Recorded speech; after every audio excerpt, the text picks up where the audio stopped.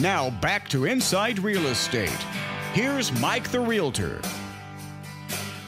Hey, folks, we are back. InsideRealEstateRadio.com is a website. InsideRealEstateRadio.com is a website. And as you know, we talk about all kinds of things on this show, politics, sports, entertainment, etc. And, of course, we have so many authors that come on the show, and we're so excited to talk to them about their books because I absolutely believe in reading. I'm an avid reader myself, and I think everybody needs to read, really a book a week or every couple weeks. And so, hey, we've got Deborah Crombie, a local Dallas-Fort Worth area author here. By the way, she's a New York Times best-selling author as well. Deborah Crombie is right here. Deborah, are you with us? Hi, Mike. Good morning. Good morning. How are we this morning? I'm great. How are you? I am excellent. And, we talk to a lot of authors in the show, and it's nice to talk to somebody right here in the Dallas-Fort Worth area. You're up there in McKinney, isn't that right? I am. We've been here for 21 years, I think. Yeah, and you kind of bounce back and forth a little bit over across the pond. And, of course, you got to get a lot of great inspiration for these amazing books you write over there. And so you spend a fair bit of time over there in the UK, right? Yeah, I do usually spend a month to 2 months out of the year in the UK. I was just there in October and November for about a month in the fall. Absolutely. Well, we've got the latest book right here. Great book, Garden of Lamentations is the latest book. By the way, folks, it is available wherever fine books are sold. And, of course, you can go to her website as well.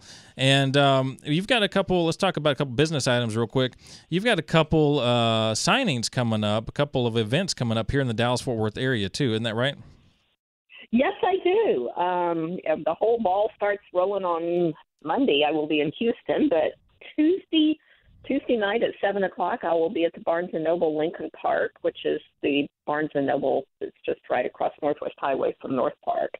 And then Saturday the 11th, I will be signing up here in McKinney at Biggin It, which is the garden shop on Tennessee Street. And the books will be sold by Half Price Books. Very cool, very cool. Well, let's get into the book a little bit. This is...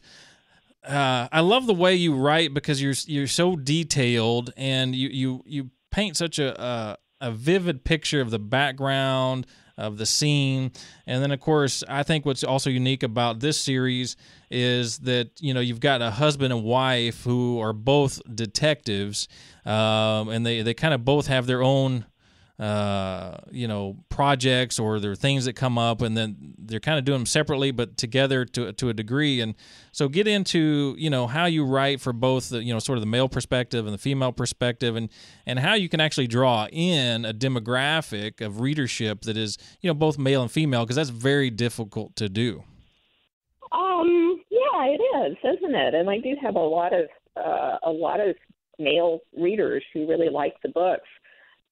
My detectives started out as colleagues. Garden of Lamentations is the 17th book in the series, so they've had a while to get to this point. And they were colleagues, and then they had a relationship, and then I thought they should do what people normally do, which is to take that step and get married. And then I thought it would be really, really interesting to watch two dedicated police officers try to juggle their marriage and their job, and they now have a blended family, which makes it even more interesting. Right.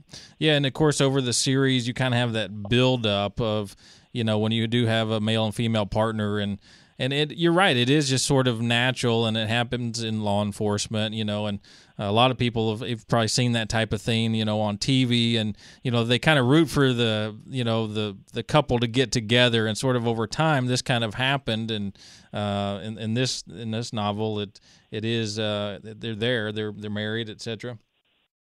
Talk a little bit more. I separated them professionally when their relationship first became really public, because I didn't think that they should be working together or would be allowed to be working together. But right. I heard somewhere not too long ago that at least in the Metropolitan Police, that husbands and wives can work together on the same team if they are of the same rank, which I thought was interesting. And Duncan and Gemma are not at this point, but anything is possible in the fictional future.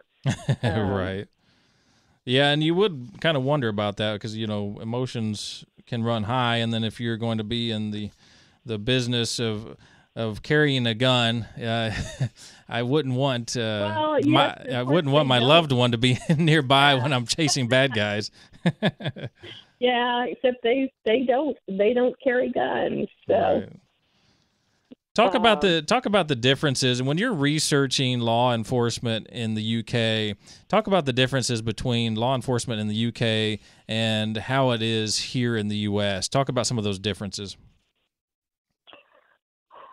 Oh, well, that's interesting. The biggest and the most obvious difference is that they don't carry guns, although they do have armed response teams, and we see them in the UK a lot more than we used to. And I say there's even a book earlier in the series, I think, where Duncan, at least, I think, is issued a gun for when they have a confrontation with somebody that they know is going to have a gun. But it does sort of change the whole dynamic. And I think the police in general are more community service oriented. You still have your beat cops, your bobbies. Most of them are in patrol cars, but you do still have cops on the street, walking the street, and they're generally pretty open and friendly and interested in helping people. So yeah, of course, the same as it is here. It's a little bit different, in the UK that, like you say, they aren't carrying, and only the response teams do, but there's sort of a different respect, I think, is kind of what I was getting towards, I think, in the UK for that officer, although there are, sort of no-go neighborhoods, just like there are anywhere where, going in there while, unarmed wouldn't be smart. Yeah, there are neighborhoods there, and London is a big city. And if you're just talking about London is a big city, and there are areas where you probably wouldn't want to go by yourself at night. But I've actually been in a lot of different parts of London by myself because, I usually am traveling by myself, and I have never not felt safe. Right. One of the things I loved about this book and, how this kind of differs from a lot of other books you read that are maybe a similar genre, mystery or thriller, those types of books, is that, this was I found it to be really eloquent, and it really was centered on the mystery and the story versus getting bogged down in, repetitive confrontations that were only physical. Does that make sense? Yeah. And I found, I found that to be unique, and it was refreshing. I think the books are very character driven, and they are very much police procedurals where you see the detectives, whichever character is leading that part of the story, you see them follow the trail of an investigation. Right. And, there's not a lot of fighting or, although it has been known to happen.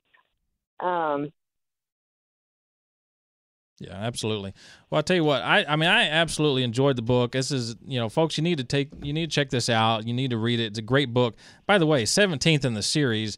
if you haven't caught some of the other ones, you need to go back and grab some of those and, read this series. What an amazing series. This is a local DFW area author. We're talking to Deborah Crombie. Hey, folks, she's going to be here in Dallas February 7th, Tuesday, Barnes & Noble over at Northwest Highway.